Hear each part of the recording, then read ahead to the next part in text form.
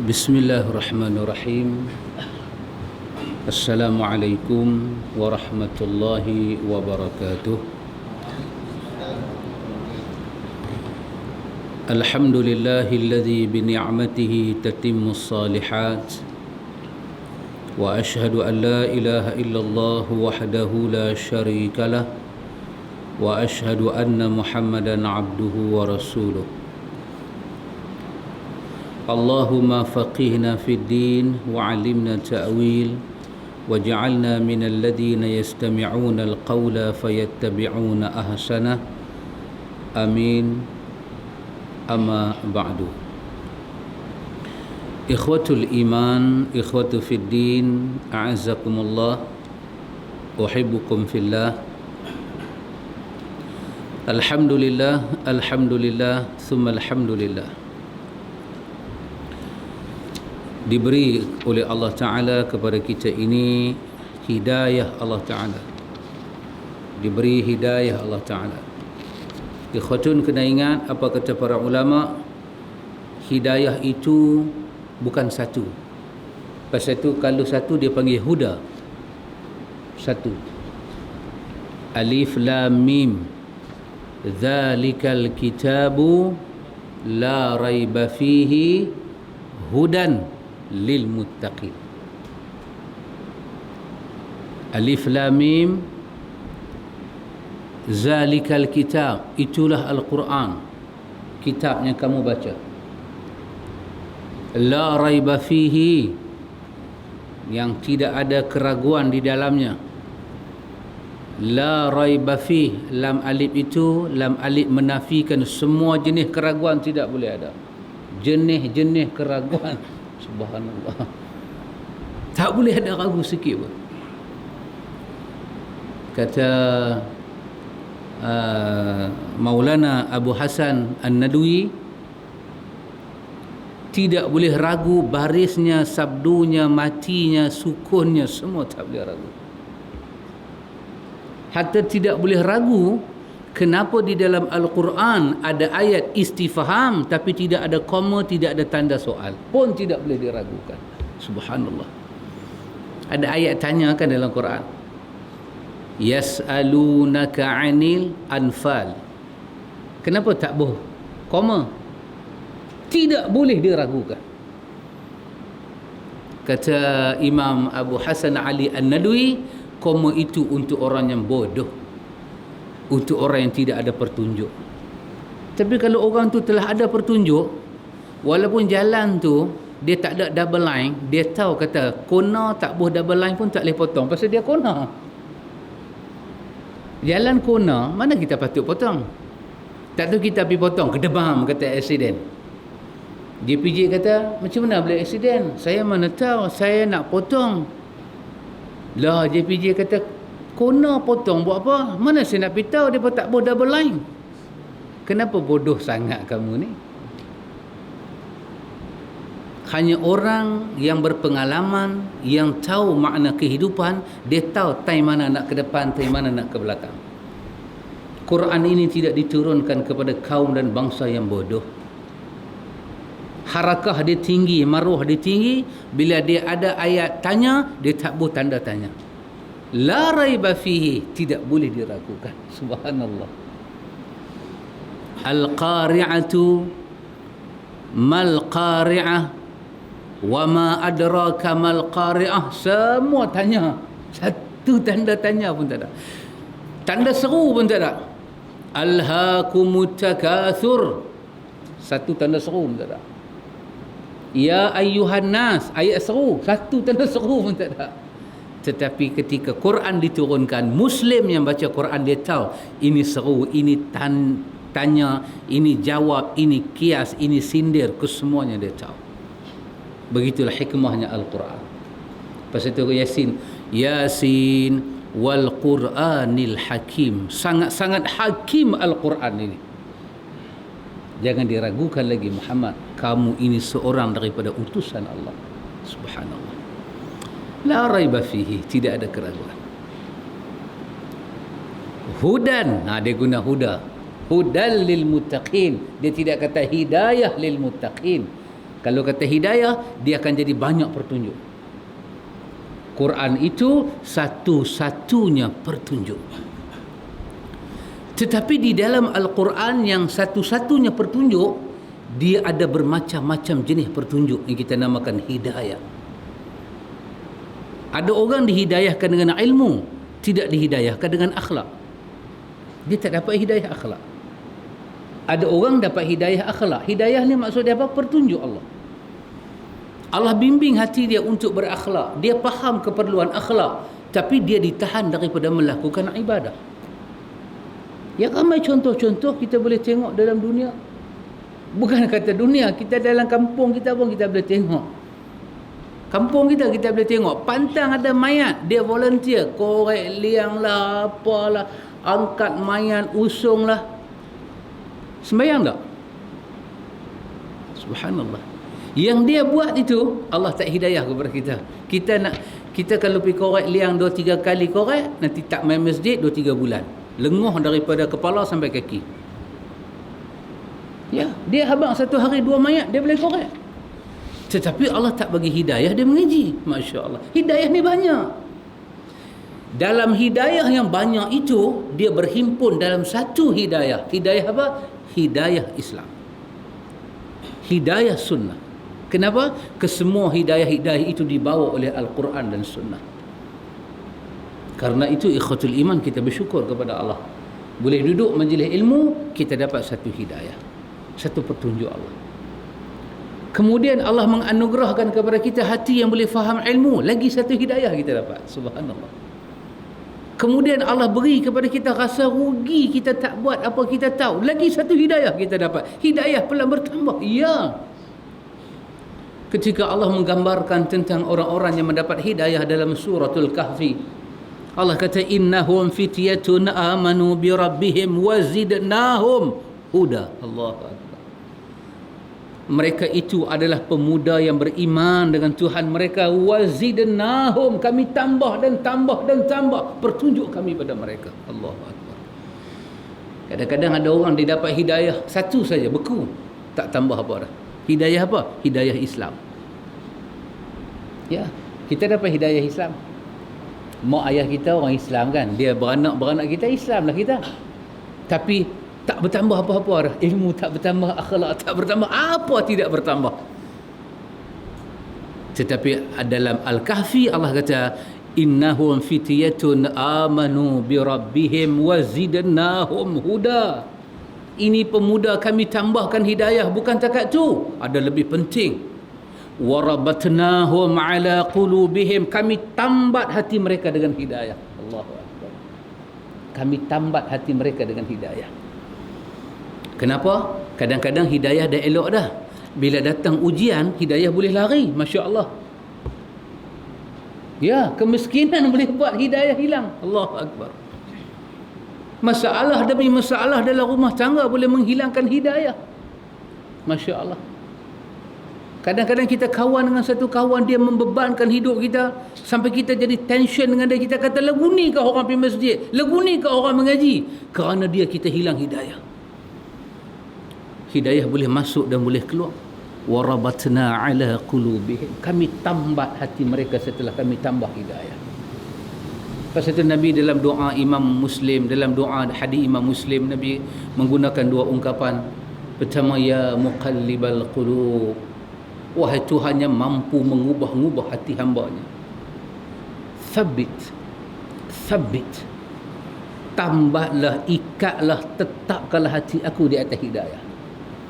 Ya. Dalam hadis lain, ya musarrifal qulub, sarrif qalbi. Wahai Tuhan yang boleh memesong-mesongkan hati orang. Kalau nak pesong hati aku, pesong kepada hidayah lagi. Nak pesong pada hidayah. Jangan pesong kepada maksiat. Masya Allah. Ya, Allah rakamkan dalam Al-Quran doa orang-orang yang takut kepada Allah. Di antaranya dalam suratul Kahfi, Rabbana atina min ladunka rahmatan wa hayyi lana min amrina rasyada. Daripada sisimu tuanglah rahmat kasih sayang dan bimbing kami ke jalan yang lurus. Wa hayyi lana amrina rasyada. tunjuk urusan kami ini biar dapat petunjuk ya Allah. Ya, subhanallah. Dalam Ali Imran pula Allah cerita tentang Rabbana la tuzigh qulubana. Jangan gelincirkan hati. Ya, ba'da idh hadaitana, setelah hidayah sampai. Tengok, bila tidak ditambat hati, hidayah boleh keluar masuk. Masya Allah. Masya Allah. Ada kawan mengaji, sekali aja kalenom, pocik. Mengayak 13 tu dia pocik. Tak main dah. Kalenom je pasal. Kalenom. Bukan kahwin 3-4. Kahwin yang pertama. Pocik. Pocik tak main dah. Ya. Kerana itu la tuzigh qulubana. La itu menafikan semua masalah yang boleh membawa kepada hati terpesong dari hidayah. La tuzigh qulubana. Dia bukan perintah Tuhan, tetapi dia merayu kepada Tuhan. Jangan ya Allah, jangan bawa satu pun penyebab yang boleh menyebabkan hati kami tergelincir setelah dapat hidayah. Ini kerugian yang besar. Kalau duk sesat, memang dah sesat, tambah sesat, lain bab. Ini dah dapat hidayah, dah dapat petunjuk, tiba-tiba boleh tersesat. Ini satu malapetaka. Satu malapetaka. Kerana itu ikhwatul iman, kita kena syukur pada Allah. Yang kita mengaji lama-lama, kita yakin kebenaran dia. Yang belum kita terokai lagi, kita nak teroka. Bahkan ada hajat dalam hati kita nak amal semua dan mengharapkan ikhlas dan terima di sisi Allah. Ini adalah hidayah. Hidayah daripada Allah. Kerana itu bila kita tengok orang lain dapat satu hidayah yang belum ada pada diri kita, sengak-sengak kita meminta, ya Allah, kekalkanlah apa yang ada pada dia, bagilah pada apa yang tak ada hidayah pada aku, tambahlah ya Allah. Sabitkanlah hati ini ya Allah. Ya ikhwatul iman. Kerana itu ikhwatul iman, dalam banyak-banyak hidayah yang kita merasakan kekurangan pada hari ini, sama ada kita yang mengaji ataupun yang tidak mengaji, hidayah ukhuwah. Hidayah ukhuwah. Kita ketandusan, kekurangan menganggap orang Islam lain juga saudara kita. Ini mesti kita pohon pada Allah. Kita kekurangan itu. Kita ada orang yang boleh menghafal nas, alhamdulillah. Bahkan yang saya terjumpa baru ni dalam satu tazkirah, muzakir itu, yang pemberi tazkirah itu, dia boleh sebut surah apa, surah ke berapa, juzuk ke berapa, muka surat berapa. Kalau resam Osmani muka surat berapa, kalau Quran tulisan Majid dulu muka surat berapa. Bahkan dia boleh kelipok mata dia. Yang ni duduk belah kiri, yang ni duduk belah kanan. Subhanallah. Subhanallah. Saya tengok, saya kata amazing. Kan? Abu Bakar pun baca Quran tak pernah sampai ingat lagu tu. Orang hari ni begitu ingat. Tak apalah, itu kelebihan. Kita ramai orang boleh menghafal. Bahkan ada orang boleh menghafal edisi Jawi, dia duduk muka surat ni. Edisi Rumi duduk muka surat ni. Kalau versi Inggeris duduk muka surat ni. Dengan chapter, dengan page. Oh, dia boleh hafal. Subhanallah. Kita kaya manusia yang menghafal dalil. Tetapi kita miskin manusia yang menganggap orang lain Muslim adalah saudara dia. Ini satu hidayah yang belum sampai. Kenapa saya katakan itu perlu ikhwatul iman? Kerana seluruh ayat Al-Quran dan hadis-hadis yang sahih mengaitkan iman dengan ukhuwah. Quran sendiri. Bahkan ketika Quran mengaitkan saudara dengan iman, bukan sebarang ayat. Quran mengaitkan iman itu melahirkan persaudaraan kandung. Innamal mu'minuna ikhwatun. Kurang ini. Sangat kurang. Sangat-sangat kurang. Subhanallah. Mungkin saya sendiri kurang benda itu. Ustaz sendiri kurang. Orang alim sendiri kurang. Para ulama sendiri kurang. Yang mengaji ini semua adalah kaum muslimin. Tapi kadang-kadang para ulama layan orang mai itu tak sama. Datuk Tan Sri Tan Tintun Ban Bin Bun, yang mai kepada dia layan sampai ke rumah. Kalau orang biasa-biasa saja, dia duduk di pagar aja. Tak apa, saya pergi jumpa kat masjid. Subhanallah. Tetapi cerita ini tidak adalah. Cerita ini hanya rekaan semata-mata. Bahaya. Saya tidak merasakan hubungan antara satu bangsa dengan satu bangsa itu penting. Saya tak rasa orang Melayu penting memperkukuhkan hubungan orang Melayu. Saya tidak rasa penting. Saya tidak merasakan kenapa orang Melayu yang berjiran itu kena merapatkan hubungan. Saya tidak merasakan penting. Sehinggalah saya memahami apakah ayat, melihat kepada tafsir, melihat kepada huraian bahasa Arab yang dibuat oleh para mufassir, baru saya tahu kepentingan itu. Dulu jiran pergi lah, awak hang boleh tutup tikap aku nanti hempuk tikap aku, biar pecah aku ganti lain, tak apa. Ingat hang seorang boleh tunjuk jorah, hang tak tahu aku bukan jorah, aku siru. Subhanallah. Ya, kalau orang tidak mau bertandang ke rumah kita, peduli apa? Besar sangat rumah hang. Subhanallah. Bahkan dulu mungkin saya ada satu fikrah yang pada saya salah. Kalau hang tak boleh main masjid, rumah hang besar terang mana? Ya. Saya mengharamkan kaki saya pijak rumah orang tak main masjid. Siapa hang? Hey, who are you, man?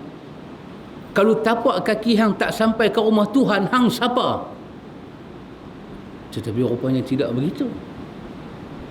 Tidak begitu. Soal dia sekarang bukan tapak kaki dia. Soal dia sekarang kita ragu ataupun tidak dia Muslim. Itu soalan dia. Ragu ataupun tidak kita dia Muslim. Kalau kita meragukan dia Muslim, bermakna kita lebih sangka dia kafir, maka buang dia. Dia bukan saudara kita. Kafir seorang pun bukan saudara. Walaupun kita ni asal daripada tu Adam dan tu Hawa.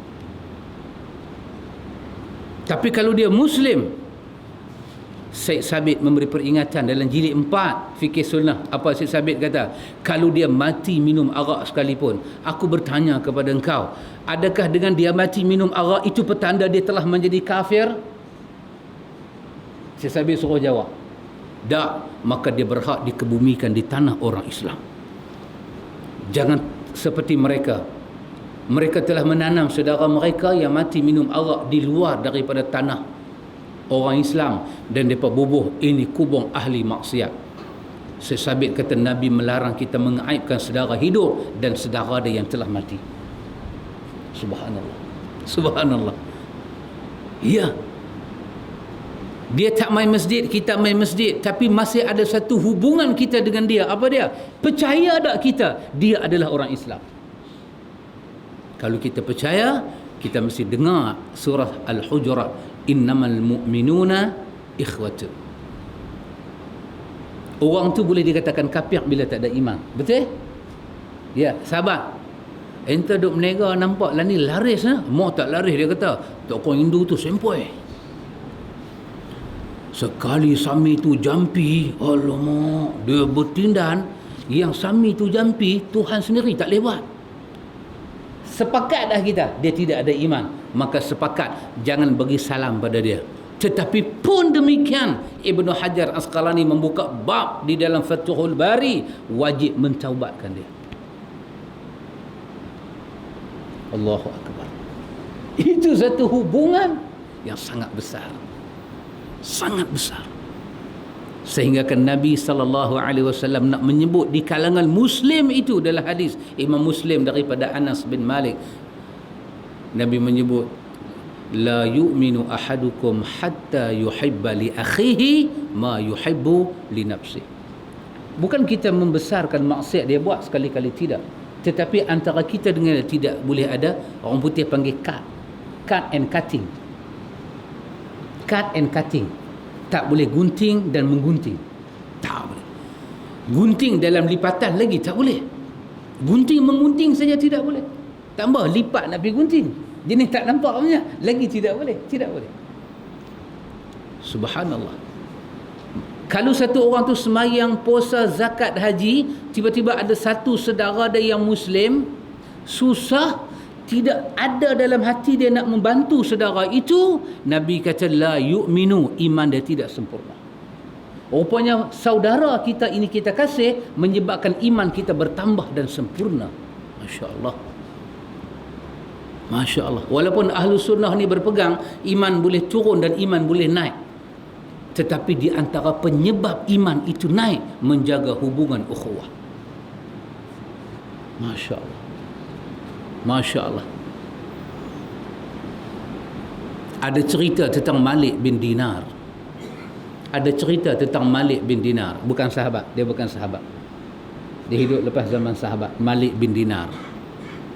Al-Ghazali menukilkan cerita ini dalam Ihya. Cerita ni kita kata out of record. Kita nak dengar, boleh dengar. Kita tak mau dengar, time ni nak tidur pun boleh. Dia out of record. Tetapi ada cerita daripada Malik bin Dinar dalam Ihya Ulumuddin. Out of record. Kerana dia bukan cerita sahabat, kita pun cerita macam tak berapa kepentingan sangatlah. Tetapi dia direkodkan, dokumentkan dalam semua tulisan. Apa dia? Malik bin Dinar ini ada seorang jiran Yahudi. Ada seorang jiran Yahudi. Apa Yahudi ni buat pada Malik bin Dinar? Ni Yahudi ni. Ni Yahudi laknatullah ni. Ini Yahudi ni. Kalau Pulau Pinang dia tak kata laknatullah, kamjatnya Yahudi ni. Yahudi ni. Apa Yahudi ni buat? Dia tunggu Malik bin Dinar balik. Bila hamba Allah tu tidur, dia buang najis di depan pintu rumah Malik bin Dinar. Kadang-kadang najis unta, kadang-kadang najis binatang ni, dan kadang-kadang kalau tak cukup, najis dia sendiri. Subhanallah. Subhanallah. Malik bin Dinar besok pagi dia bangkit, dia tengok ada najis binatang. Dia macam kita kata, dia ni baliklah, dia bersih, dia mop. Kira najis binatang ni nanti mai di rumah dia, kira kalau seminggu tu 7 hari, maka 5 hari tu memanglah dia duk kena buat kerja indah water ni. Cuma Sabtu Ahad, Sabtu sekali Ahad holiday. Itu saja. Lain semua najis nanti ada. Dan orang datang kepada Malik, orang kata, wahai Malik bin Dinar, wahai Malik bin Dinar, ini yang buat onar dan angkara ini si Yahudi. Jom kita pergi rumah dia. Malik bin Dinar sengak. Dia kata tak apalah. Dia kata sisa makanan. Tolak-tolak habis. Sisa makanan. Yahudi ni mau dapat kita jadi jiran dia. Tak ada dia buat, kita nanti buat dulu. Dia baru tahu perangai kita. Dia tak kenal kita siapa. Yahudi ni kalau kita duduk sebelah rumah dia, memang dia tak masuk Islam terus. Dia nanti tahu kita siapa. Jom kita pergi ke rumah dia. Malik sengak. Malik bin Dinar sengak. Satu hari Yahudi ni sakit. Ini saya kata out of record. Kita nak ambil aktibar pun boleh, kita nak lepaskan pun boleh, kerana dia hanya satu hikayat di dalam Ihya.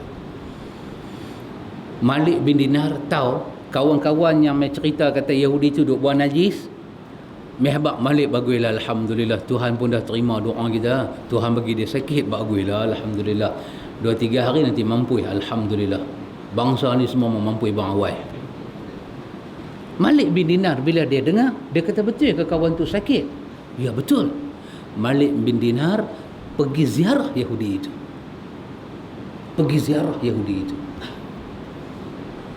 Yahudi tu tanya sepatah, wahai Malik, hang ni Malik bin Dinar jiran aku ke? My neighbor ke? Neighbor ke neighbor?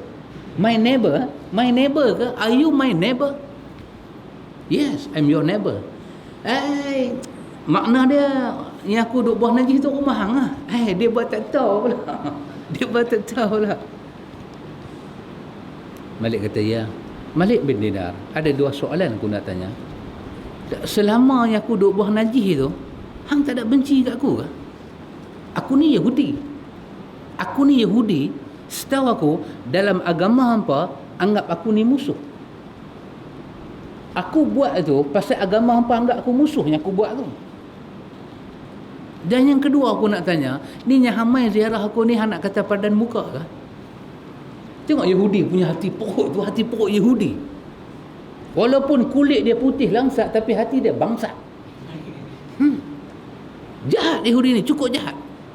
Ni hang mai ni hang nak kata apa? You want to say seronok ke? Maknanya hamai anak kata apa? Tuhan hang pun dah balas aku sakit. Anak kata tu ke? Malik bin Dinar kata, dah. Aku tahu hang Yahudi.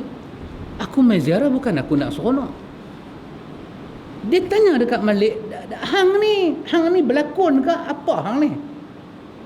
Hang ni apa nama? Aktor ke?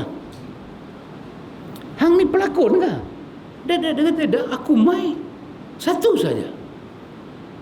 Apa hang buat kianat-kianat kat aku semua ni, aku tak balas pun pasal satu sebab. Aku mai ziarah hang ni pun pasal satu sebab. Sebab dia apa? Sebab yang pertama, apa hang buat aku tak balas kerana Nabi aku ada sebut, tidak beriman kepada Allah kalau menyakiti jiran sendiri. Dan Nabi ulang benda tu 3 kali. La yu'min, la yu'min, la yu'min. Wallahi la yu'min. Demi Allah tidak beriman sesiapa yang menyakiti jiran dia. Dan Nabi sebut dekat kami semua, siapa yang beriman kepada hari akhirat, beriman pada Allah dan hari akhirat, Nabi kata fal yuhsin jarahu, mesti buat baik pada jiran. Satu. Pasal itu. Dan aku main ziarah hang ni pun pasal itu. Pasal agama aku hajak lagu tu. Hang kapiak itu hang punya pasal. Tapi bila hang dah jadi jiran aku, agama suruh aku jaga. Ghazali cerita dalam Ihya, Yahudi ini masuk Islam lah sekali. Itu Yahudi. Sikit punya kapiak ke Yahudi ni? Sikit punya mengubah ke ajaran Allah? Ada dokumen menceritakan orang salaf pernah buat baik pada si kapiak itu sampai si kapiak itu masuk Islam. Ikhwatul iman, adakah Muslim yang tak main masjid ni lebih kapiak daripada Yahudi ni? Adakah saudara kita, adik-beradik kita di rumah, adik-beradik kita yang duk jadi pupu poyang kita ni, yang tak pakai tudung sikit, dia lebih teruk daripada Yahudi ni? Ini saya kata dokumen out of record. Kalau agama ada satu peruntukan buat baik pada jiran, bagi hak jiran walaupun dia kapiak, kalau itu kita boleh lihat, adakah adik-beradik kita keluar satu perut dengan kita ni, perut satu mak satu pak, kebetulan kita main sembahyang, kita main mengaji, dia lah ni duk balas ganja dengan dam, dengan syabu, dengan tapak dam terus. Adakah dia lebih teruk daripada kapiak ni sampai dia tidak layak mendapat apa-apa kebaikan dari kita? Subhanallah. Sangat seleweng dan menyelewengkan. Kalau kita baca dalam kitab tasawuf, orang Islam yang tak semayang, orang Islam yang dedah aurat, salam pun tak layak jawab. Salam tak layak jawab. Ketika para ulama berbincang, boleh tak boleh jawab salam orang kafir, ada ajaran tasawuf tak bagi jawab salam orang Islam. Apa ni? Artinya dalam duk berzikir, dalam mendekat diri pada Allah, masih belum, dan masih ada kotak hidayah yang belum sampai kepada kita. Kerana itu ikhwatul iman, kalau kita duduk dalam sunnah, kita akan dapat kesemua hidayah masa demi masa, hari demi hari. Masya Allah. Bahkan dalam satu buku nama dia Tarbiyatul Aulad fil Islam, kalau dalam bahasa Melayu dia panggil pendidikan anak-anak dalam Islam. Kalau tak silap saya, pengarang dia Dr. Ulwan Nasih. Dr. Ulwan Nasih. Saya tidak mengkaji hadis itu, maka saya menggunakan perkataan laukana sahihan, kalaulah hadis itu sahih. Tapi saya tidak mengkaji. Tetapi Dr. Ulwan Nasih, dia ambil hadis itu, dibubuh dalam kitab dia. Hadis yang semua kita pernah dengar. Apa dia? Katanya Nabi sendiri pernah lalu ke satu jalan, yang jalan Nabi nak lalu pergi ke Kaabah itu, zaman Nabi duduk Mekah, Nabi akan lalu satu rumah Yahudi yang suka buang sampah atas kepala Nabi. Saya demi Allah, saya tidak tahu hadis ini sahih ataupun tidak. Maka saya menggunakan bahasa yang ulama hadis akan cakap pada apa yang mereka tidak tahu, laukana sahihan, kalaulah hadis ini betul. Kenapa kata begitu? Nak tolak saya tidak tahu, nak terima saya tidak ada ilmu. Maka kita menggunakan ungkapan laukana sahihan, kalau dia wujud dan dia sahih, ada benda nak belajar. Ini rasanya cerita dalam Tarbiyatul Aulad fil Islam, kisah ini masyhur. Tetapi ada yang kita tertinggal kalau hadis ini sahih. Apa dia? Yahudi itu buang sampah, Nabi sabar. Yahudi itu buang sampah, Nabi sabar. Sampai buang sampah sampai habis dah. Kira dia punya cari sampah dalam rumah sampai habuk tingkap pun tak ada. Punya dia buang habis. Tak ada apa nak buang. Last sekali ada ayat, dia corak juga ayat tu ke kepala Nabi. Kata pengarang kitab Tarbiyatul Aulad fil Islam. Tapi ada satu masa katanya Nabi lalu-lalu tak ada apa turun. Biasanya kita dah macam tu kan. Selalu kita pergi buat kuliah orang tidur, kita prepare nak tidur. Tak itu tak ada siapa tidur. Biar betul. Kita dah prepare benda nak luruh, tiba-tiba tak luruh. Biar betul. Subhanallah. Katanya Nabi tanya kepada jiran di bawah tu, apa hal dengan kawan suka buang sampah kat aku? Depa kata sakit. Nabi kata dalam buku itu, bila Nabi dengar kata dia sakit, Nabi suruh Khadijah buat satu bubur, orang sakit selera makan. Nabi pergi hantar, ketuk pintu. Dia buka, oh Nabi tengok sakit, patut tak larat kutip sampah. Nabi tanya, apa khabar, kaifa tajidu, macam mana hang lah ni? Dia kata saya sakit. Nabi suap makan, Nabi suap makan, suap satu mulut dia makan, suap satu mulut dia makan, suap satu mulut dia makan. Ayat mata dia duduk berkaca. Kata dalam Tarbiyatul Aulad fil Islam, dia kata, Muhammad, aku buang sampah kat hang, aku sakit hang mai ziarah. Kawannya aku duduk minum tuak ni hari-hari, tak mai pun ziarah aku. Dulu ada kedai tuak lah, tak ada. Aku duduk minum tuak hari-hari. Bukan kata tuak dalam cawan, dalam kolek. Kolek tu boleh buat mandi besar. Dia tak main ziarah aku. Hang ni aku buang sampah, buang ayak, buat kanet, hang ziarah aku. Nabi kata apa? Aku dibangkitkan untuk menyempurnakan akhlak manusia. Kerana kisah itu, Yahudi itu kata apa dekat Muhammad? Aslimni ya Muhammad, Islamkanlah aku. Saya katakan, kalau kisah ini sahih, pelajaran ini telah ditinggalkan oleh orang Islam. Kepada Yahudi masih diharapkan kebaikannya, kepada Muslim kenapa tidak diharapkan kebaikannya? Kadang-kadang satu kebaikan orang kafir kita angkat, macam orang Islam tak ada kebaikan. 1000 kejahatan orang kafir kita lupakan kerana satu kebaikan dia. 1000 kebaikan orang Islam kita lupakan dengan satu kesilapan dia. Seolah-olah satu kesilapan orang baik memadamkan berjuta-juta kebaikan dia. Allahu Akbar. Artinya kita punya fikrah ini, fikrah yang tidak dibimbing oleh manhaj sunnah. Inilah yang hilang, ikhwatul iman. Nabi SAW, Nabi kata apa, ikhwatul iman? Nabi kata dalam hadis Imam Muslim, Nabi kata dalam hadis Imam Muslim, Nabi kata, la tadkhulunal jannah hatta tu'minu. Kamu tak akan masuk syurga kalau kamu tak beriman. Semua kita setuju. Mana boleh orang kafir masuk syurga? Mestilah masuk syurga ni siapa dia? Orang beriman. Nabi sebut, kamu tak masuk syurga melainkan orang beriman. Apa Nabi kata? Wala tu'minu hatta tahabbu. Kamu tidak akan dapat iman kalau kamu tidak ada kasih sayang. Allah. Kasih sayang dengan siapa? Imam Nawawi tolong syarah hadis ini, kasih sayang sesama Muslim. Masya-Allah. Kasih sayang sesama Muslim. Kata Nabi, awala adulukum ala syai'in, maukah aku tunjuk pada kamu satu amal sikit? Awala adulukum ala syai'in, sikit aja. Mau tak aku tunjuk sikit? Iza fa'altumuhu, kalau kamu buat yang sikit ini, Nabi kata, tahabbtum, kamu dapat kasih sayang yang menjadi sebab iman kamu itu menjadi.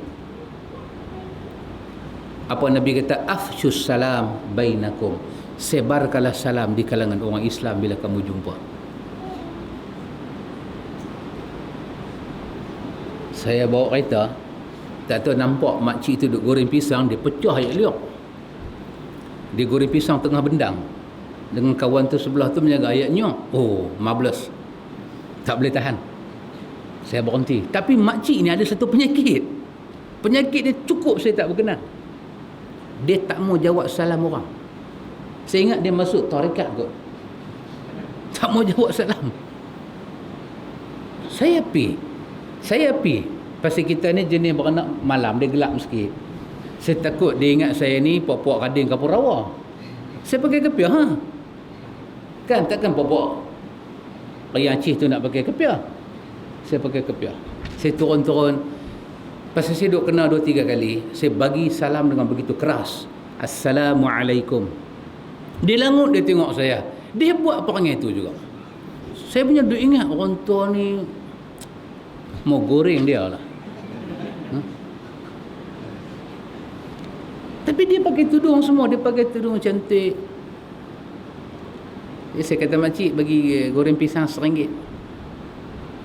Saya kata, bagi air nyok satu. Jadi saya nak pusing. Assalamualaikum. Dia tak jawab juga. Hati betul-betul sakit, makcik. Saya pun ambil goreng pisang. Saya buah hotel cushion kereta. Saya takut dia balik buang. Buah hotel, saya patah balik. Saya kata, makcik nak tanya sikit boleh tak? Dia tengok saya. Saya kata, pasal apa makcik tak mau jawab salam saya? Muka saya dah berubah dah. Duk jadi macam Undertaker duk main dah. Kan? Dia jegir tengok muka saya. Tak jawab juga. Astaghfirullahalazim. Saya punya duk ingat awal orang Islam jadi lagu ni. Maka saya pun dengan sedih. Buatlah hang tak mau jawab salam. Saya pun pi dekat kereta. Kawan yang jual ayat nyok tu, dia main kat saya. Dia kata, Mamu dia panggil. Jangan main, saya ni Mamu. Dia panggil Mamu. Dia kata, Mamu, makcik tu bisu. Alamak. 3 kali saya kenal dengan makcik tu. Rupanya dia bisu. Saya dengar. Memang saya menangis, air mata saya turun. Saya pergi kat dia, makcik, saya minta maaf. Janganlah jawab salam siapa pun. Kalau makcik jawab, satu keajaiban. Jangan jawab dah salam siapa. Pasal dia bisu. Subhanallah. Nanti ikhwatul iman, ada banyak rahsia dalam hidup kita ini. Ya. Tapi kerana dia buat muka dia tu dia buat macam tak cukup tidur. Kita prasangka. Gamaknya dia malu kot dia nak buat dia bisu. Tapi kerana selalu saya pergi beli kat dia, dia seorang je ada, anak dia tak ada. Tapi kawan sebelah tu pun tak kata apa. Gamaknya hari tu dia tengok saya marah. Dia, Mamu, makcik tu memang tak boleh cakap. Masya Allah. Saya nak bagi tahu apa, ikhwatul iman. Ada banyak cerita di luar sana menunjukkan kita sama-sama Muslim. Orang kata macam apa orang Melayu panggil satu bahasa, macam mana benda tu dah pecah dah, tunggu retak. Ada satu bahasa orang kata retak mencari belah. Dah retak, dia nak bagi pecah terus. Jadi eloklah sama orang Islam ni kita cari apa dia, tahabbabtu. Dan masa Nabi duduk di di kawasan haji, Nabi buat haji yang penghabisan. Nabi panggil semua sahabat. Panggil. Lepas tu Nabi kata, diam. Nabi kata, aku nak bagi tahu. Nabi nak bagi tahu tu, Nabi mau semua dengar. Siapa pun tak boleh tak dengar. Apa yang Nabi nak sampaikan? Nabi kata, waihakum. Dalam satu riwayat, Nabi kata, wailakum. Waihakum dengan wailakum di sisi bahasa dia tak sama makna. Kalau waihakum, waiha, dia lebih kepada makna rahmah. Kita kata tarahum wa ta'jub. Apa dia? Kesian tapi heran. Itu nama dia waihakum. Kalau wailakum, itu makna dia halak, kerosakan, Jahannam. Nabi guna dua sirah. Nabi kata waihakum. Apa dia? Nabi kesian tapi campur heran. Kesian maksud dia apa? Depa ni tak layak binasa, tapi pasal apa depa buat kerja binasa? Itu nama dia waihakum. Waihakum, kum tu maksud dia apa? Hampa lah. Waihakum. Nabi kata aku kesian dan aku heran dengan hampa ni. Wailakum, hampa pasti binasa. Jangan, Nabi kata. Ada satu benda aku tak mau. Aku kesian kalau hampa pilih jalan ni. Aku tak mau, Nabi kata. Apa dia? Nabi kata la tarji'u ba'di. Janganlah lepas daripada aku mati, Nabi kata, kamu kembali menjadi kuffara, orang-orang yang kafir, Nabi kata. Aku kesian kalau benda tu jadi. Dan siapa yang terlibat dengan itu dia mesti binasa. Yadribu ba'dukum riqaba ba'din. Setengah kamu menetak batang leher setengahnya lain. Kalau kamu tak kafir, kamu berkelahi sampai pada peringkat kau tetak batang leher saudara kau juga. Waihakum, Nabi kata, aku kesian kalau benda ni jadi. Aku heran macam mana boleh jadi. Aku dah tinggal dah agama. Wailakum, kalau benda tu jadi juga, Nabi kata, hampa mesti binasa. Ikhwatul iman, apa itu? Ini semua untuk menunjukkan betapa hidayah persaudaraan itu sangat penting. Sangat penting. Kerana itu dia bersesuaian dengan tajuk yang kita nak baca malam ni pada muka surat. Pada muka surat. Muka surat 54. Ada sikit yang kita tinggal. Iaitu ijab kabulnya orang yang gaib. Iaitu dia nak cerita pada kita orang yang gaib, orang yang nak kahwin tapi dia tak duduk di situ. Pernikahan itu boleh dibuat bila mana salah seorang dari pasangan pengantin tidak ada tetapi tetap mau melanjutkan akad nikah, maka wajiblah dia mengirim wakilnya atau menulis surat kepada pihak lain minta di akad nikahkan. Dia nak menikah juga tapi dia tak ada di situ, dia gaib, dia boleh by letter. Alah, SMS senang lah. Tok Qadi pun ada telefon, satu SMS bagi Tok Qadi tengok.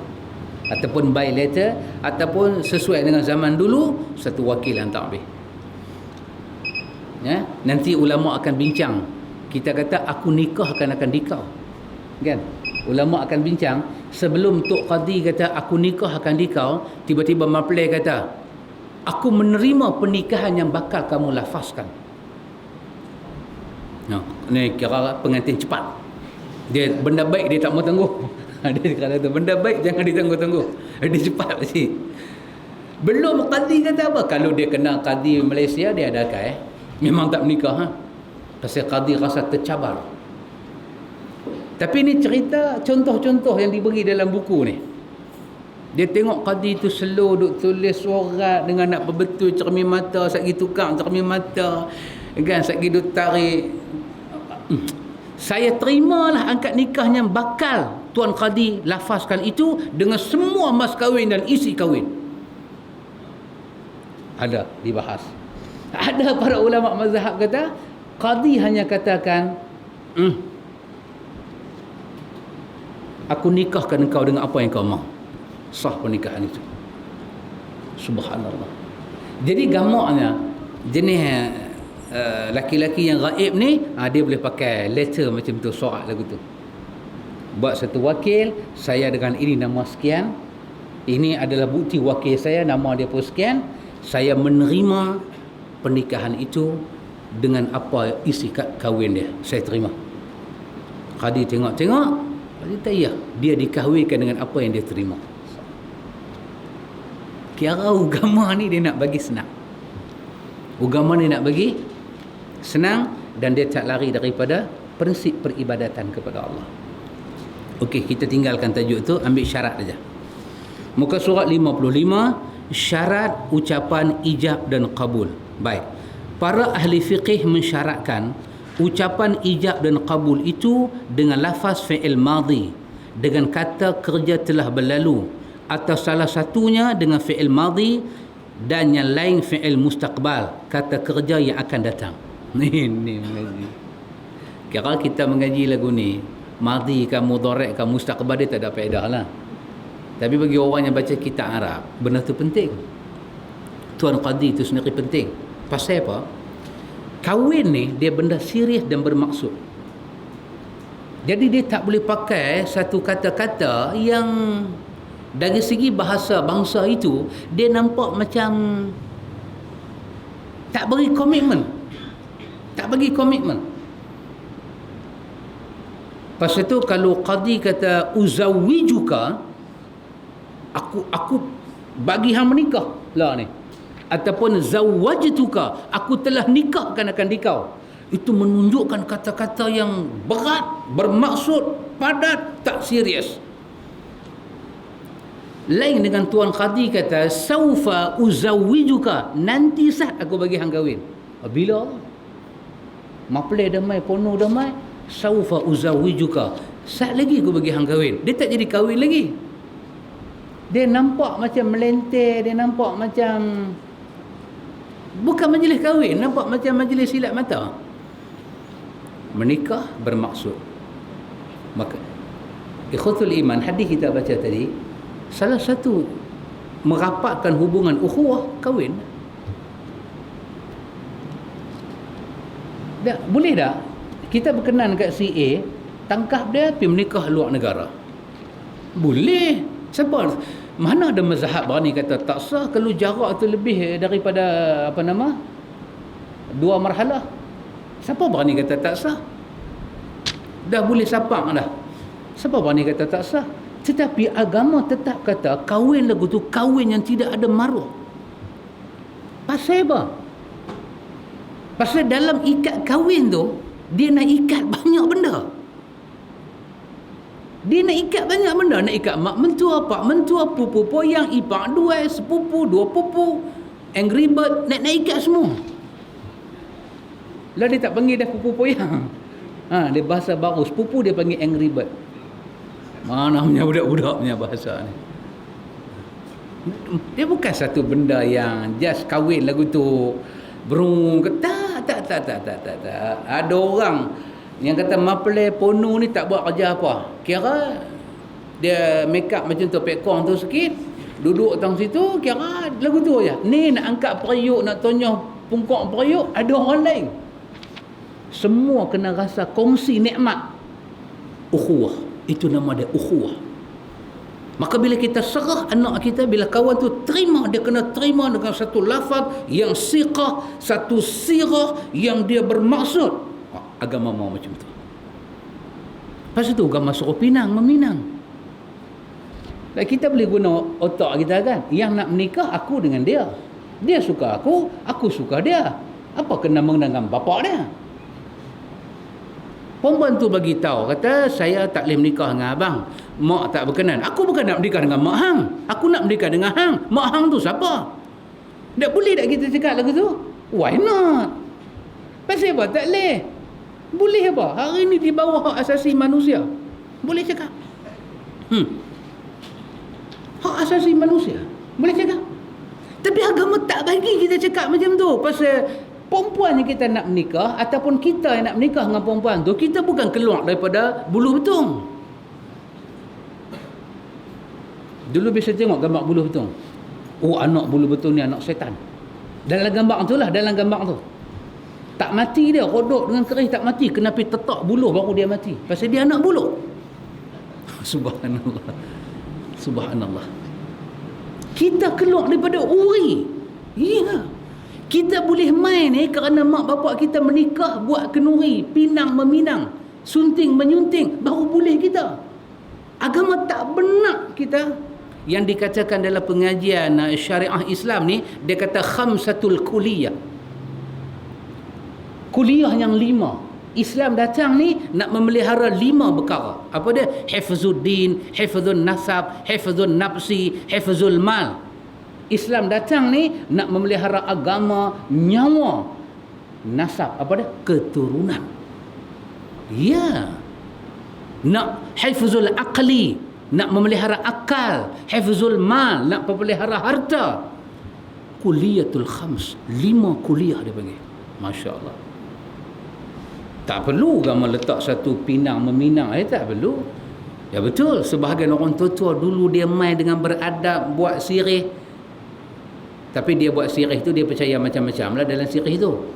Hak tu kita boleh cancel. Tapi cara dia mai tu, mai dengan samping duduk. Kami mai ni ada hajat. Orang ramai jangan terperanjat. Oh, cara dia cakap. Cara dia cakap tu. Kami mai ni ada hajat. Orang ramai jangan terperanjat. Kami mai daripada Pulau Pinang. Tujuan nak masuk Meminang. Cantik. Bila kita pergi belah Selangor lagu tu, dia pun, oh macam tu. Dia kira tak ada. Kami mai ni nak ambil anak hang. Setuju tak setuju? Bunga mawar si bunga melok. Dua aja dia bagi. Betul? Macam mana? Dia tu nak jawab bunga apa? Dia tu pun tak ada bunga. Orang dulu diplomasi. Pasal itu rukun negara tu, kesopanan dan kesusilaan kena pelihara. Yang ni agama ajar kita ni. Dari segi bahasa Arab, tambahlah orang Arab ni dia satu-satu bahasa dalam dunia yang pakai baris bahasa Arab lah. Ada harakat, lepas itu ada nahu, ada saraf. Maka kalimah-kalimah dia itu mesti kalimah yang pasal apa ditekan? Pasal Nabi orang Arab. Pernikahan yang Nabi lafazkan dalam bahasa Arab menunjuk makna kata saya bermaksud nak kahwin, bukan kata main-main. Jadi kalau kawan tu pakai ayat-ayat yang nampak macam kita kata takhfiful sirah ni, dia susun bagi ringan, orang nampak macam dia ni nak menikah ke apa ke ni. Tak mahu, agama tak mahu. Contoh, pengijak berkata zawajtuka ibnati, aku kahwinkan anak perempuanku dengan kamu. Lalu penerima menyambut qabiltu, aku terima. Cantik. Satu je, qabiltu. Habil pun tak ada, habil pun tak ada, qabiltu. Orang Melayu tak boleh. Ringgit Malaysia kena sebut, mahar kena sebut, nama perempuan tu kena sebut. Nama dia apa? Apakah nak Siti Maisarah. Terlupa tentang Siti tu. Saya terima nikahnya Maisarah. Oh, tak sah. Dia tanya pula Maisarah mana? Kita nak jawab, pasal kita mapelai tak berani jawab lah. Lagi dia buat tak sah lagi, berpeluh pula. Apa? Maisarah ni lah. Takkan Maisarah Sarah Banu tu. Maisarah ni lah. Tak, Siti. Siti punya pasal. Tengok, punya leceh dan melecehkan. Sebetul saja qabil tu. Aku telah nikahkan akan dikau dengan anak perempuan aku. Ya, saya terima. Bahasa tu saya terima. Dia tak kata saya akan terima. Saya fikir nak terima. Tak ada. Saya terima. Orang Arab dia dengar, dia faham. Kalimah tu dia cengkam. Orang Melayu tak faham. Orang Melayu selagi tak kata saya terima balik akan nikahnya Mastura anak Mas'ud Al-Buaya dengan mas kahwinnya RM40 hutang. RM40 hutang. Kalau sebut RM40 tak boleh. Kalau sebut 40 tak boleh. 40 apa? Rupiah, dolar. Qadi melawak masa tu dengan kita. Tak ada. Dalam agama, pilih satu kalimah yang orang faham, kita terima. Cukup. Mereka mensyaratkan demikian kerana rida dan persetujuan kedua belah pihak yang menjadi rukun pokok akad nikah. Dengan demikian, bisa diketahui dengan jelas oleh kedua pihak, haruslah dinyatakan dengan ucapan yang pasti menunjukkan adanya ridha dan secara konkret dinyatakan dengan tegas ketika akad nikah itu dilangsungkan. Agama mau yang tu. Agama mau kita bercakap dengan satu nada yang tak main-main. Agama mau yang tu. Bentuk ucapan dalam ijab kabul yang dipergunakan oleh agama dengan fi'il madhi.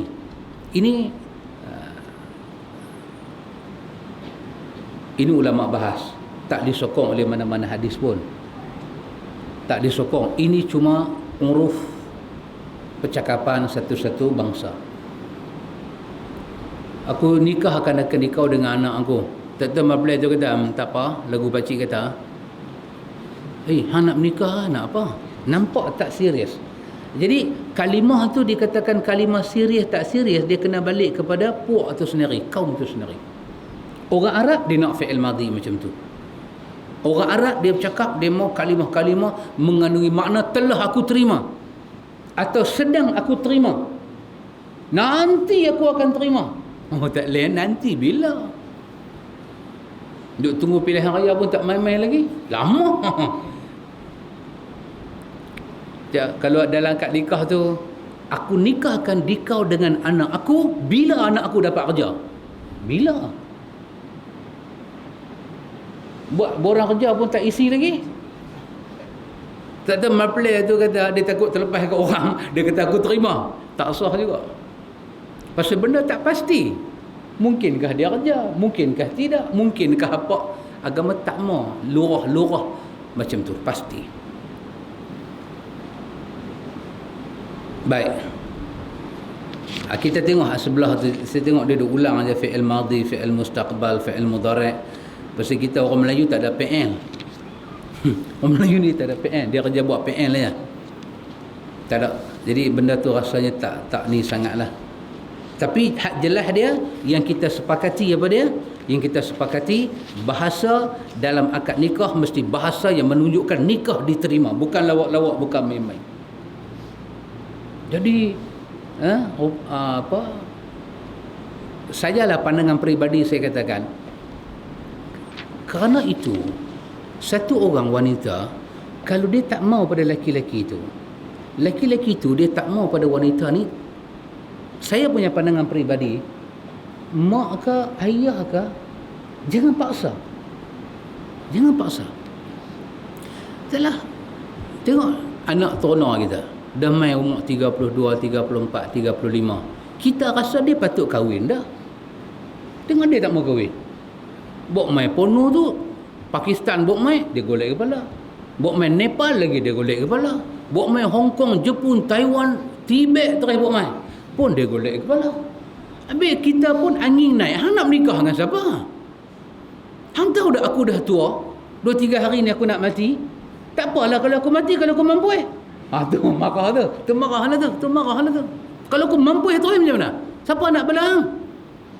Baju hang aku basuh, seluk hang aku gosok. Hang tahu buat apa? Hang tahu pergi kerja, balik tidur makan, balik tidur makan, bangkit pergi kerja. Hang tahu sama rumah. Anak turun dia senang, dia tak kata apa. Nampak mak tension . Aku tak mau. Lah. Hang cari juga porno balik mai. Kita bagi satu tekanan jiwa pada budak tu, ataupun kita cari satu porno, kita kata aku mau porno ni. Hang nak kata apa? Kalau hang tolak juga, hang tolak aku jadi mak hang. Mak kata. Mak ni darah belahan jebat. Berani mak ni. Yang bapa ni pula, hang kalau tolak, aku tipi pejabat pendaftaran, aku cancel nama hang. Hang buka anak aku, hang boleh bulu betung ke, bulu kasap ke, hang boleh. Jadi budak ni, dia sudah apa?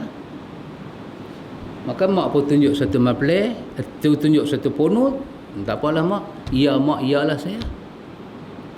Bila dia masuk dalam dunia ijab dan kabul, kabul dia bukan kabul yang dari hati. Agama tak suka macam tu. Bila dia tengok muka perempuan tu, yang Khaldi duk kata aku terima, aku nikahkan akan dikau dengan nama, dia pun angkat satu nafas, dia pejam mata rapat-rapat, aku terima akan nikahnya. Dia bukan main daripada hati, dia tak bersedia. Kita tak boleh marah pasal tu. Nabi tak paksa orang kahwin. Cuma Nabi tanya, awak tak mau kahwin? Kot ada runsing ke apa ke, duit tak cukup ke, kita boleh macam mana tengok kan, bulan tak payah hisap rokok, kira derma kat dia lah. Dah, Nabi tak paksa. Nabi tak paksa. Ada sahabat saya kahwin janda ya Rasulullah. Nabi tanya, bukan Nabi komen. Nabi kata, awak tak pilih anak dara, hang melawak dengan dia melawak dengan hang. Dia kata, saya pilih pasal saya ada keluarga besar, adik semua perempuan-perempuan banyak. Kalau pilih janda ni, dia faham menguruskan rumah tangga pasal dia pernah kahwin. Oh, Nabi tak kata apa. Nabi tak kata janda mana. Lagu kita nak buat gambar Hindu kan, janda mana, umur berapa. Awak hantar abang, aku ada lagi janda lagi baik pada janda tu. Kita ni komen nak bagi pelingkup. Patut kita tak apa, alhamdulillah, ini semua urusan Allah, jodoh semua tangan Allah. Sahabat, teruskan hidup, jaga bini enta elok-elok, ana doa enta selamat dunia akhirat. Dia pun dapat satu. Tak. Pasal itu jangan paksa.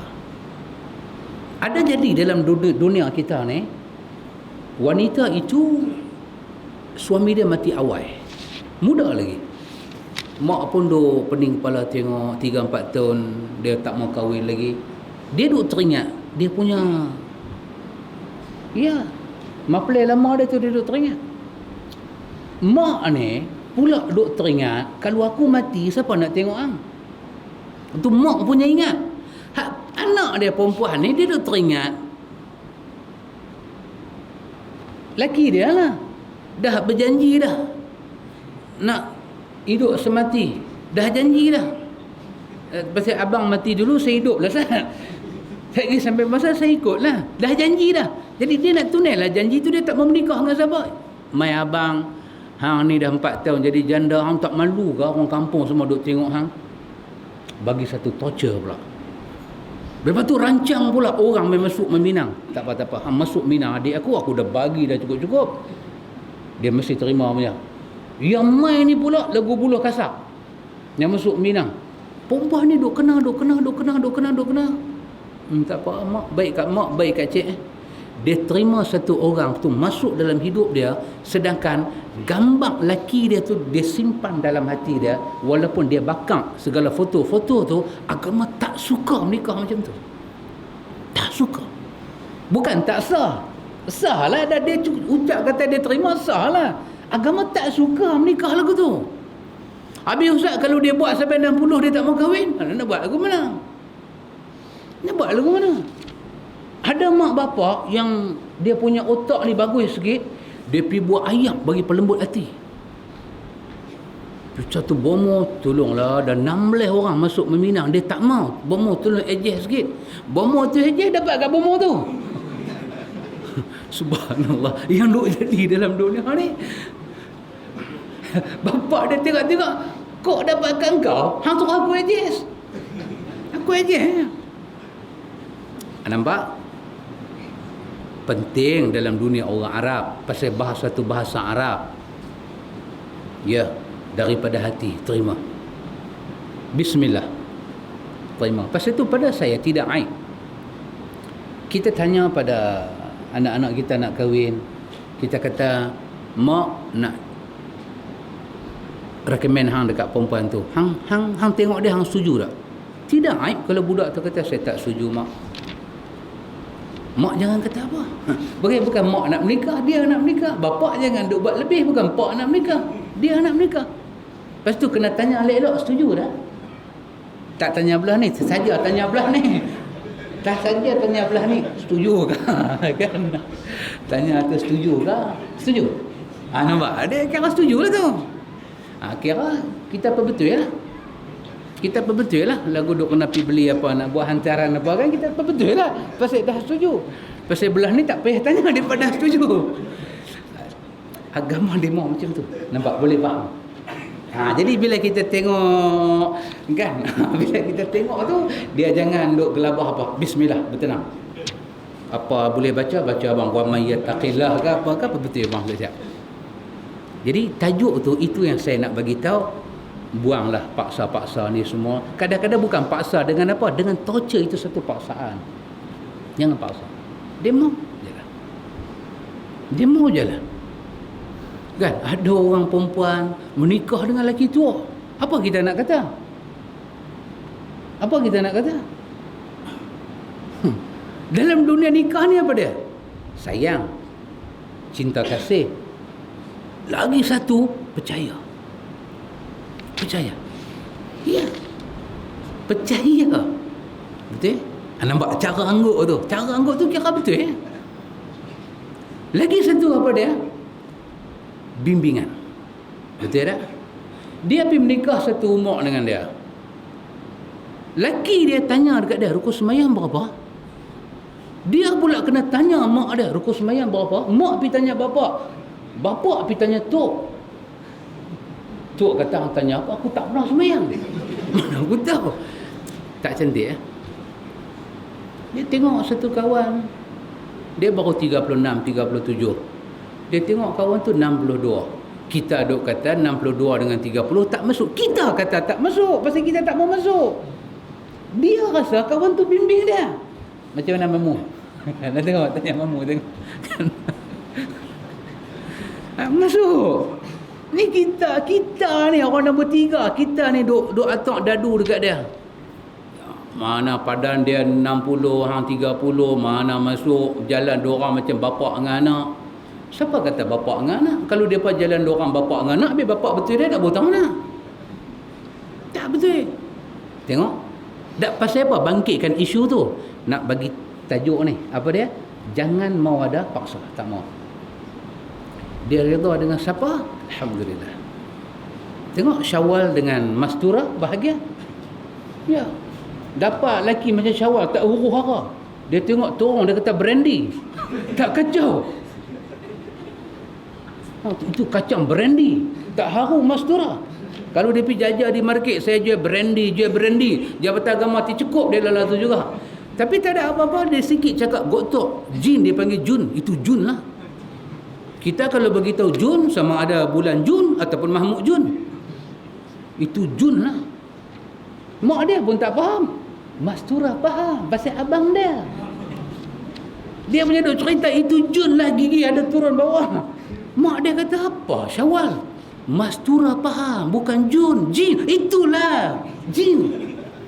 Tengok. Bila dia tak ada joint venture, dia tak boleh faham. Bila dia joint venture, dia boleh faham. Betul pakcik? Orang lama. Pakcik orang lama. Pakcik boleh mensahihkan apa saya cakap. Tak mau ada paksa-paksa, semua tak mau ada. Baik, ikhwatul iman. Tengok satu tajuk. Tengok yang nombor 1 di bawah. Ijab kabul diembel-embel dengan satu syarat. Wajarkah bila kita cerita pasal akad nikah ni, dalam akad nikah tu duk buat syarat, 2-3 syarat.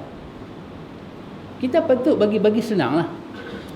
Kita tengok hari ni punya undang-undang semua bagi susah orang. Nak menikah. Salah tak kalau kita katalah saja kita kata bagi menikah dulu lepas tu buat kursus nikah? Salah tak? Tak ada salah. Kalau kata saat ni dia tak mai, kalau dia tak mai sejak kahwin jangan berkeluar. Kalau dia dapat anak, dia nak pergi buh nama, pejabat pendaftaran nak tengok sejak. Dia bagi tahu dia sibuk, sibuk kami tak bagi sejak. Saya tak lemah minggu ni, tok saya akan mati. Tak apa, bagi mati dulu lepas tu mai. Kita boleh buat tapi kita tak buat. Pasal apa? Kita nak cari susah. Ya. Lepas tu kita fikir apa dia? Everything dalam dunia hari ini dia fikir business. Ya, business. Saya cerita saya pergi pejabat agama. Saya cerita satu pejabat agama di tengah-tengah di tengah-tengah pasir dua butir. Pengalaman saya pergi, saya bayar dekat dia duit. Saya bagi RM11. Bukan RM11,000, RM11. Dia bagi resit RM10. Atas resit tu tulis RM10. Saya tengok muka dia. Saya nak buat apa resit tu? Tak ada penting, bukan saya nak pergi buat claim mileage apa. Tak ada. Cuma saya tanya kat dia, saya kata, sahabat, saya bagi RM11, awak tulis RM10. Duh, jabatan agama, bukan pejabat haiwan. Jabatan agama saya nak cerita ni. Kita duk marah sangat orang makan rasuah lah, mata kedarah duit. Ni kita ni. Jabatan agama ni. Bagi RM11, dia bagi resit RM10. Saya duk belek, angkat cermin mata tengok 10. Sajalah saya tanya. Saya kata saya bagi sebelah. Dia kata memang bagi sebelah tapi resit 10. Saya kata RM1 lagi pergi mana? Dia kata takkan buat kerja free ke? Alamak. Ini betul-betul kejadian. Bukan cobaan. Ya, jabatan agama. Nak kata apa? Kita duk kata immigration lah ambil rasuah, custom lah ambil rasuah. Jabatan agama. Habis, kenapa buat undang-undang? Nak RM11 tu lah. Dia tahu harga borang 10. Kalau dia tulis sebelah, pengarah dia marah dah. Pengarah kata RM1 ikut suka hamba lah. Kadang-kadang atas borang tu pakcik, dia tulis percuma. Atas borang dia tulis Percuma. Percuma. Takkan Pertiwi kot. Percuma lah bacaan dia. Borang tu percuma. Dia kata RM2. Kita pun baru tahu. Yang kata percuma tu RM2. Kalau dia kata RM2 baru percuma. Oh, macam tu bacaan dia. Subhanallah. Jabatan agama. Subhanallah. Kita buat undang-undang ni bagi susah kita. Kahwin susah, cerai pun lagi susah, kena tendang terajang, dia kena pukul ni macam Undertaker duk pukul orang, pecah kepala, hidung rebeh, bukan hidung, telinga berjatuh, pijai balik, bawa sorak hospital kata pi balai poli buat hantar kepada mahkamah. Postpone. Tak ada apa. Tak bercerai lagi. Dah 7 tahun, dah 8 tahun. Dah tak tahu duduk tak mana, dah tak duduk sekali dah. Jangan. Pasal apa? Kita saja buat kerja nak bagi susah. Agama kata apa? 3 kali suci. Salah satu quru' ni untuk orang yang cerai tak mati ni, cerai biasa-biasa ni. 3 kali suci. Sekali panggil mai. Tak mai. 2 kali panggil mai. Tak mai. 3 kali jatuhkan. Habis tak payah file tu lebih tinggi daripada hakim. Ni kita kata tak tahu laki pergi tak mana. Tak apalah, carilah tak mana-mana. Nak cari tak mana? Saya tak tahu laki pergi tak mana. Carilah tak mana-mana. Masuklah jejak kasih ke, jejak rasul ke, masuk bila. Nak cari rasul tak apalah jejak rasul. Ni laki saya bukan rasul. Tak apa dia kata pergi ambil gambar buah dalam paper ke. Tu dia. Buang agama ajak ni, buang. Pasal tu tak heran dalam negara kita ini ada satu kes muka depan surat khabar, menikah masih dalam iddah. Menikah masih kes perempuan tu dengan lelaki lama, mahkamah belum putus lagi cerai, depa dah menikah dah. Pasal apa? Jiwa manusia. Dia mana boleh tahan jiwa dia? Dia dah 7 tahun hidup susah, ada satu kawan main nak bela dia, nak jaga, nak bimbing, jiwa dia terbuka, hati dia terima. Mahkamah kata tak boleh. Dia pergi siam tahu apa kata siam. Kata siam tanya hampa mai mana? Kata kami mai daripada Malaysia. Awak tempat apa, tak ada kadi ke? Kadi kami semua cuti. Kadi siam tanya, hang ni bini orang ke? Tak ah. Saya tak pernah kahwin lagi. Takkan kadi siam nak minta ada surat hospital ke? Hampa main ni berapa marhalah? Kami main ni mau 14 marhalah. Oh jauh tu. Kadi terkejut, 14 marhalah. Oh jauh tu, tak apa, aku menikah. Balik menikah, bagi satu surat nikah sah nikah. Balik kes dia dengan mahkamah tak settle lagi. Pasal apa kita duk bagi susah benda ni semua? Agama ada jawab. Ini semua nama dia nak ambil tahu pasal ini semua agama tak mahu. Ijab qabul, mana dia? Iaitu dengan pernikahan dihubung dengan sesuatu syarat. Umpama peminang menyatakan, kalau aku sudah dapat raja, puteri bapa aku kahwin. Lagu ni punya akad nikah pun ada. Dia kata, pakcik saya menikah dengan anak pakcik. Saya terima nikah anak pakcik bila saya dapat raja. Dengan samping pakai dengan tangan hulur. Tak tahu pakcik tu kata, ya aku terima. Aku kahwinkan. Apa jadi? Maka akad nikah. Lalu ayah menjawab, aku terima. Maka akad nikah seperti ini tidak sah. Ini nama dia bukan satu tak mau buat syarat apa-apa. Pasal itu kita jumpa dalam hadis nak menikah ni, dalam hadis Imam Tirmizi daripada Uqbah bin Amir, kalau nak buat syarat, satu syarat je boleh buat. Kalau kita nak buat syarat, satu syarat je boleh buat. Apa dia? Nabi kata, inna ahaqqa syurut an yuwaffa biha mastahlaltum bihi al-furuj. Nabi kata, itu aja boleh buat. Hadis ini hasan sahih riwayat At-Tirmizi. Bila kita nak menikah, apa syarat kita nak buat? Nabi kata, kalaulah dalam syarat-syarat ni kita nak buat, yang paling berhak buat syarat adalah wanita yang Laki-laki bila dapat wanita itu halal tubuh badan dia pada dia, dialah layak buat syarat. Habis. Takat tu aja. Apa syarat dia mau? Ya boleh, dalam mazhab kita pun boleh. Nak tak syarat apa? Saya satu je syarat. Saya menikah dengan abang, tapi saya tak mau keluar daripada negeri. Pindah randah tak mana pun, asyik duduk dalam negeri ni sudah. Tak mau tukar negeri, tak mau. Laki pun kelipong. Bagus, laki kita lagi senang aku. Aku nanti duduk sebelah rumah mak hang lagi senang. Kalau berkelahi tak payah balik, duduk sebelah lagu tu je. Terima. Kalau laki tu rasa tak beban, terima. Kenapa wanita itu berhak buat syarat?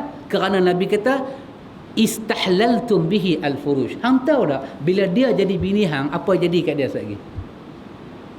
Hidup dia semua berpayung bawah laki dia. Habis kepala otak dia, pemikiran dia, langkah dia, hatta bangkit tidur dia pukul berapa di bawah payung laki dia. Dulu kalau dia tidur pukul 1 malam, dia bangkit pukul 5 petang. Dulu ni perempuan sama dengan boya ni, sama bangkit tidur. Boya bangkit awal sikit 3.30, dia pukul 5. Ada jenis lagu tu, tapi tak tahu di mana. Bila dia kahwin dengan kita, masa bangkit dia di bawah kita. Kita dah bangkit sembahyang subuh semua apa, dengan zikir munajat, dengan apa nama tarannum, dengan semua dah habis dah, dengan kasidah burdah semua. Dia duduk lena lagi. Aku menikah dengan orang kan dengan badak sumbu. Dia automatik terganggu semua. Nabi kata, hang tahu tak apa jadi kat perempuan ni bila dia menikah dengan hang? Takkan sampai dia tak letak syarat kot. Kalau ada orang berhak buat syarat, wanita ini sahaja berhak buat syarat. Kadang-kadang ada wanita, dia malu, maka mak bapak dia boleh buat syarat bagi pihak dia. Habis. Lain orang jangan masuk campur. Duk diam-diam. Tengok sudah, jangan duk pergi kata apa. Kerana itu, apa yang jadi dalam rumah tangga, kita jangan cepat masuk campur. Jangan cepat masuk campur. Dengar kata kena balin terpawai. Sakitlah masa kena balin. Habis laki dia pula ada banyak taktik nak memujuk dan memikat, jangan sampai terpukat. Bila terpukat, dia kena pukat jorot, lemah layak lek lagi. Kita dah pergi pejabat agama, dah kita dah pergi telefon kaunseling, tengok depa naik motor pergi pasar malam dorang. Tadi kata kena balin dengan terpawai. Ini nama dia, rumah tangga ni ada 1000 rahsia yang tak ada di luar rumah tangga, melainkan dalam rumah tangga. Rumah tangga ni satu miracle. Are you agree with me? Ya, miracle. Sangat-sangat miracle. Sabak miracle, tak sabak pun miracle. Kalau dia dabuh tu sampai habis umur, dia boleh pukul bini dia. Mak mentua masuk hospital, dengar. Bini tak masuk lagi, mak mentua masuk hospital. Tengok miracle kena dabuh. Bini abang ada biasa dengar? Ada ni belah pasal berdengung, pasal tak ada bau ni. Dia dabuh bini dia, mak mentua dengar heart attack, ICU. Bini tak ada apa. Bini pula pergi tengok mak mentua, lebam sana, lebam sini. Dia tanya, mak, cik kena dabuh, mak masuk hospital. Itulah tanda aku ni mak hang buta perut. Dia marah kat anak dia. Inilah aku mak hang. Hang kena macam aku kena. Dunia sangat miracle, sangat macam mak dengan anak. Saat ni mak zaman kita muda-muda dulu, biasa tengok tak bekas sirih? Bekas sirih biasa tengok. Orang lah tahu tak bekas sirih? Sirih tahu tak sirih? Bekas sirih tak biasa tengok. Kena menikah cepat-cepat, boleh tengok bekas sirih. Dia hawin bekas sirih tu bersembuk pergi kat anak dia dengan kacik tu ada, dengan macam-macam gambiang. Hawin bekas sirih tu bukan plastik, besi, bukan kata alloy, besi betul. No, pewarna steel berkeluar no, besi betul. Dia hawin dengan besi tu, kena berderemeh. Yang kata mak ni dia geram anak dia lagu mana tak tahulah perangai. Dia balin kena gang, kata pecah ke darah. Tapi yang kata miracle mak ni, kena alamak anak aku, dia lari pergi, dia lap, anak tu lena yang mata dia turun. Jenis mak pak kita pukul dulu kan, Dia pukul, dia ambil getah pancung sampai relai. Dia balut bayar anak dia jemuan. Ni bukan kata nakal, jemuan ni. Dia balun sampai ujung getah pancung tu pecah. Nak membuih kan, mujung aku tak bagi hang membuih, aku jijak membuih. Budak tu dah masuk CCU dah, duk hu-ha. Tok main marah dia. Buta perut, pukul anak macam pukul musuh. Apa? Tok sambak anak habis. Budak tu tidur lena malam. Yang kata mak ni ambil minyak angin pi urut. Masa dia urut tu air mata dia turun. Masa dia pukul dia nak bagi mampu, tak mampu dia nak jijak. Tapi yang kata mak dengan anak ni very miracle. Hak bapak tanya pi buah minyak buat apa, kata nak bagi mampu. Abang tak tahu. Abang tak tahu pula. Tak tahu apa, aku tengok aku tahulah. Hang kata aku tak tahu, abang tak tahu, dia bagi hati cik geram. Geram pun hang kata nak bagi dia mampu. Bagi mampu teruslah. Abang tak beranak, dia cik yang beranak. Marah dia marah. Miracle. Yang kata mak esok ada anak, tahulah benda tu. Dia geram kat anak ni. Jangan buat pasal. Tetapi hubungan itu dahsyat. Kerana hubungan perempuan dengan laki-laki itu dibuat di atas syariat Allah. Allah memelihara perasaan dua hamba dia. Allah pelihara. Allah sangat memelihara. Sangat dia pelihara. Kerana itu ikhwatul iman, kalau orang tu nak buat syarat, orang inilah layak buat syarat. Wanita itu dia layak buat syarat. Pasal dia macam hilang bebas lepas ni. Dia nak puasa. Dulu masa dia bujang, dia nak puasa hari apa pun dia boleh puasa. Dia nak bagi ni Rejab, Syaban, Ramadan, campur Syawal, bagi bila. Bila dia ada lelaki, dia kena tanya, abang esok nak puasa sunat boleh tak? Lelaki buat satu muka com. Mau faham sendiri ya, lelaki tak suka. Ada lelaki nak ajak pergi McDonald ke KFC ke. Abang cik nak puasa esok. Puasa. Tak habis puasa. Ingat aku ni apa dia? Kayu balak. Masalah main kat aku. Jenis lelaki ni makan seorang tak boleh, kena makan ramai-ramai. Bila lelaki makan, bini kena makan. Kalau lelaki makan, bini tak makan, lelaki angkat dia buat racun tikus. Hang tak makan pasal apa? Tak, saya puasa tak. Hang puasa pasal apa? Tak saja saya puasa. Hang buat racun tikus kan? Lelaki jenis lagu tu. Mampu ya perempuan ni. Jadi perempuan itu boleh buat syarat, abang, cik nak puasa sunat, cik nak sembahyang sunat, cik mau lepas kahwin, abang jangan halang cik buat benda ni. Boleh tak boleh? Boleh tak boleh abang? Kita nak kata boleh tak boleh, nanti saya fikir Ustaz. Ambil Panadol 2 biji. Perempuan ni buat gila dah. Tak ada menikah lagi dia buat gila dah. Kita rasa boleh handle dia punya gila. Okey, aku setuju. Pasal aku lagi gila.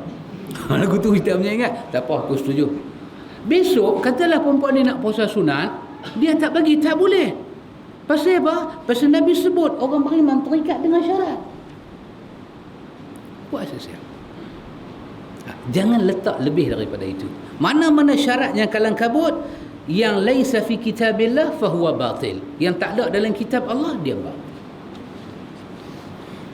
Jadi maknanya malam ni habaq saja, baca tak lagi. Habaq saja. Habaq yang kata macam mana syarat yang kita tak boleh buat, macam mana syarat yang kita tak boleh buat dalam kahwin, itu kena tengok lagi sekali ya. Lagi sekali ni pun kita akan tengok lagi satu tajuk, iaitu nikah muta'ah. Yang kata nikah muta'ah ni lagu mana? Nikah muta'ah ni adakah tak adakah hasil-hasil dia? Dia akan beritahu kepada kita insya-Allah. Wallahu ta'ala a'lam. Semoga diberkati Allah dunia sampai akhirat. Subhanakallahumma wa bihamdika asyhadu an la ilaha illa anta astaghfiruka wa atubu ilaik. Allahumma rabbana atina min ladunka rahmah wa hayyi lana min amrina rashada. Wassallallahu ala nabi Muhammad walhamdulillahi rabbil alamin.